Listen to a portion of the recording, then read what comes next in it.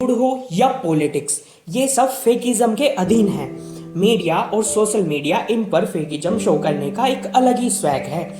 अब जब इतने बड़े लोग, इतनी बड़ी हस्तियां चकाचौंध का नकाब ओढ़े अपने घटिया चेहरे को छिपा लेते हैं, जो 24/7 चर्चा में रहने के बावजूद बड़े बड़े कांड छिपा लेते हैं, तो आप ही बताइए एक मामूली इंसान के लिए कौन सी बड़ी बात है।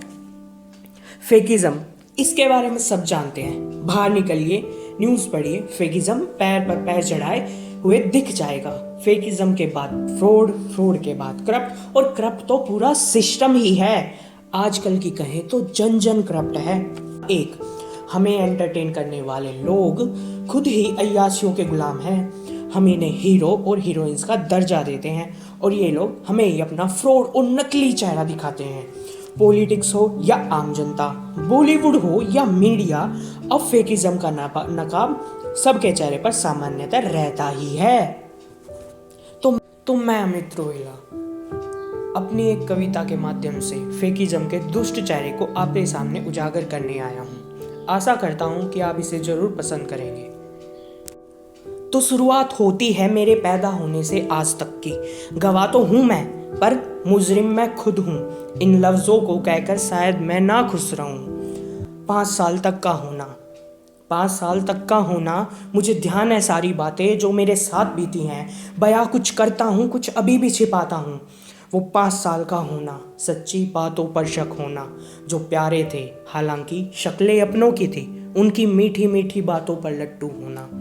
जो वो 5 साल का होना, सच्ची बातों पर शक होना, जो प्यारे थे हालांकि शक्लें अपनों की थी, उनकी मीठी मीठी बातों पर लट्टू होना।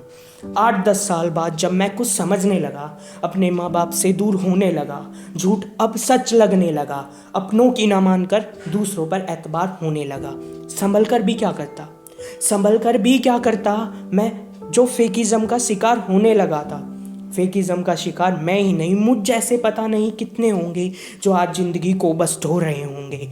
यकीन करना मेरी बात पर फेकिज्म से पूर्णतः वाकिफ थे मेरे माँ बाप। यकीन करना मेरी बात पर फेकिज्म से पूर्णतः वाकिफ थे मेरे माँ बाप।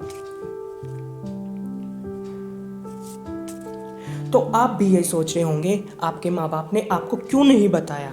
इसलिए नहीं कि वो मतलबी है, बल्कि तुम कहीं दूसरों पर भरोसा करना ना छोड़ दो, अपने आप से हिम्मत बटोरना ना छोड़ दो। वो चाहते नहीं कि तुम मिट्टी के घड़े बनो, वो चाहते नहीं कि तुम कांच की पुतली बनो। वो चाहते हैं तुम पक जाओ लोहे की भांति, इरादे हो तुम्हारे जैसे कोई बड़ा हाथी। वो चाहते हैं तुम पक जाओ लोहे की भांति, इरादे हो तुम्हारे जैसे कोई बड़ा हाथी। बस तुम संभल जाओ, फेकिज्म को अपना पहरेदार बनाओ।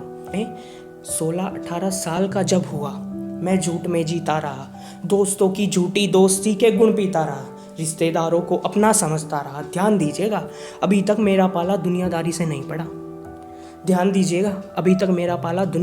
नहीं पड़ा। जब हुआ 18 साल का, यकीन अब टूटना शुरू हुआ। झूठे नकाब गिर रहे थे, असलियत रोती हुई बेनकाब थी। मुझे पीछे धकेलने में रिश्तेदारी हद से ज़्यादा कामयाब थी। बयां नहीं कर सकता, मैं फेकिज्म का शिकार हो रहा था, धोखे पे धोखा मैं खा रहा था। अभिमन्यु की हिम्मत जो वो चक्रव्यूह में घुसा, बस फर्क इतना था वो उसमें घुसा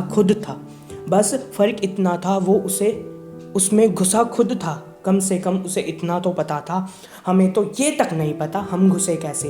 लोग अंदर थे तो अपने, पर नकाब ओढ़े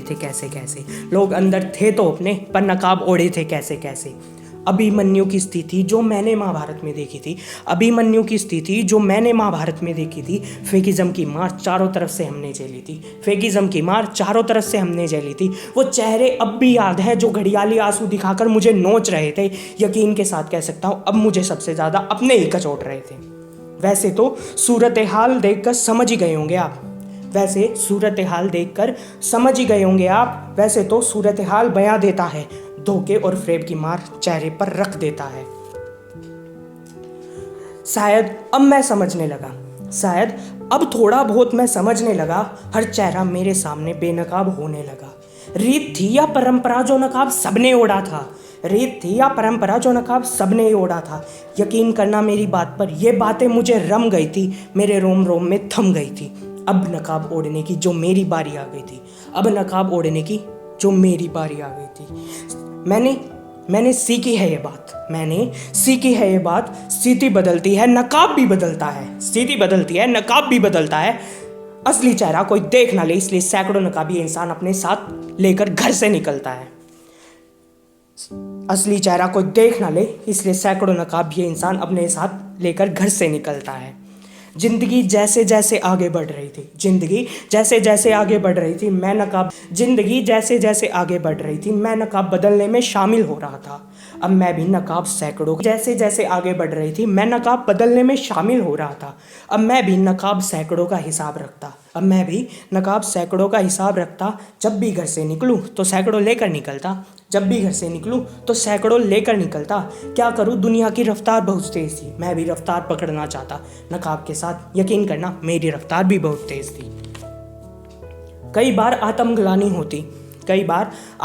होती, पर मैं इसे इग्नोर करता, क्योंकि चाहे नेता हो या बॉलीवुड स्टार, सब फेकिज्म और नकाब के दीवाने थे। तभी तो फैन फॉलोइंग और हर रोज मीडिया में नजर आते थे। इनके बराबर देखें तो मैं तो मामूली इंसान हूँ, इनके बराबर देखें तो मैं तो मामूली इंसान हूँ। मैंने तो मुट्ठी भर लोगों को फेकिज्म दिखाया होगा, पर इनके तो क्या ही कहने। मैंने तो मुट्ठी भर लोगों को फेकिज्म दिखाया होगा, पर इनके तो क्या ही कहने। नकाब पोस्ट जिंदगी मैं अब जी रहा हूँ, नकाब पोस्ट जिंदगी अब मैं जी रहा हूँ फेकिज्म के साथ। हर रोज कभी कड़वे तो कभी मीठे घोट पी रहा हूँ। सोचता हूँ कि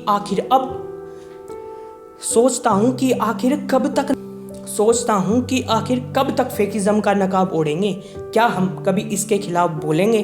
शायद मुझे लगता है ये चलता ही रहेगा, हर सच अब झूठ में गलता ही रहेगा। बेनकाब नहीं होंगे चेहरे, जो सपना ही होगा आने वाली पीढ़ी जो भविष्य बनेगी। शायद नकाब के साथ ही वो जिंदगी की शुरुआत